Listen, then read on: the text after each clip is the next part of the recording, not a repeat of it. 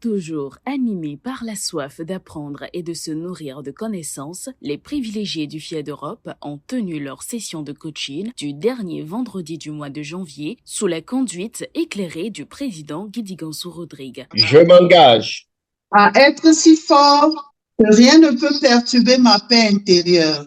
Ich engagiere mich, immer warmherzig zu sein und jedes Lebenswesen wertzuschätzen. À l'entame, un renouvellement d'engagement à l'association FIAD, conduit par le coach Agboto Rachel Rosaline, a été fait, suivi d'un discours de bienvenue du coach Alvin Aclé, pâtissière. C'est avec une immense joie que je vous souhaite la bienvenue à notre Académie de la réussite totale de ce soir. Un espace d'apprentissage, de croissance et de transformation profonde. Alors ce soir, encore plus que d'habitude, préparons nos cœurs, ouvrons nos esprits et soyons pleinement présents. Nous allons apprendre à mieux gérer nos émotions, à cultiver nos relations avec intention et à activer en nous les ressources de guérison et de transformation.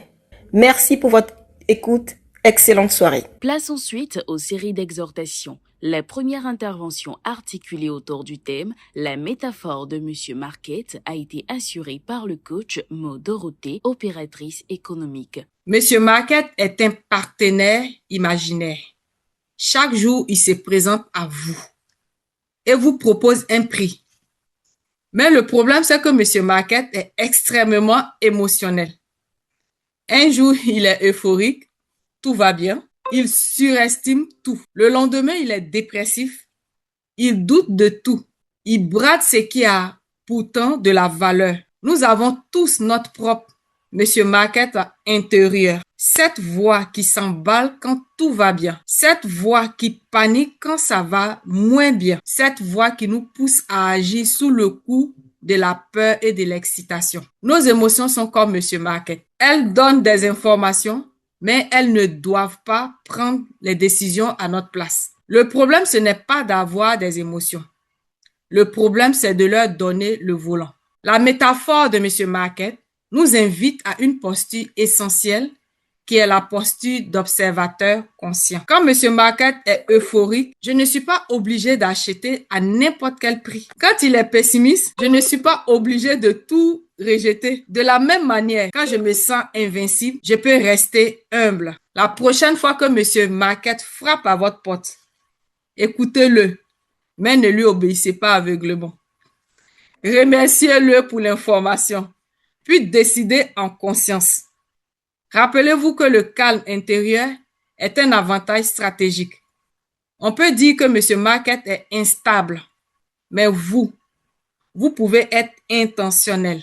La deuxième exhortation a porté sur la métaphore du jardin conjugal, brillamment décryptée par le coach Katakbaoutou Renassi, assistante trilingue.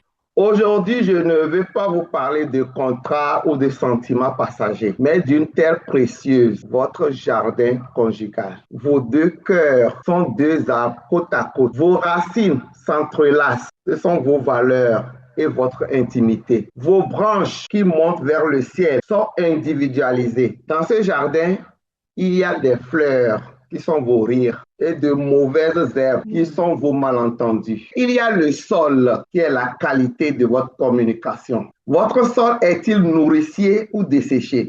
Un jardin ne meurt pas brutalement. L'illusion, c'est de croire que ce qui a poussé naturellement continuera de fleurir sans effort. Alors, quel genre de jardinier êtes-vous? Le jardinier contrôleur qui veut que chaque plante pousse comme il a décidé? Le jardinier négligent qui laisse faire la nature en espérant que tout ira bien? Ou le jardinier attentif qui nourrit le sol avant de vouloir récolter? Pour que vos jardins s'épanouissent, il a besoin de 4 piliers. L'arrosage quotidien, ce sont les paroles valorisantes, l'écoute réelle, les services rendus et les temps de qualité, redonnant ainsi vie à la relation. Le désherbage, les non-dits et les rancœurs sont des mauvaises herbes. Le troisième pilier, c'est la nouvelle semence. C'est un projet, une surprise, une nouvelle passion. C'est ce qui rend le jardin vivant. Et enfin, la contemplation. Prenez le temps de simplement admirer l'autre sans vouloir le juger et savourer la gratitude d'être ensemble. On ne récolte que ce que l'on sème. Enfin, la dernière intervention fut livrée par le coach Diallo Awa Sakina, assistante de direction à l'ambassade du Burkina Faso en Italie. Selon moi, le médecin intérieur, c'est le petit hic qui vous fait comprendre ce qui est en vous. C'est la chose en vous qui vous parle. C'est ce que vous ressentez avant que vous ne tombiez malade. Quand tu as un petit bobo, tu dis, oh, ça va passer, j'ai mal à la tête, j'ai mal aux pieds ou je suis fatiguée et tu ne te soignes pas et tu procrastines sur ça jusqu'à ce que tu aies une vraie maladie. En fait, alors que le corps humain, à chaque moment, ça nous donne des signaux et nous, on ne tient pas compte de ça. Par exemple, moi, je me suis rendu compte qu'après plusieurs années de travail, je frôlais presque le burn-out.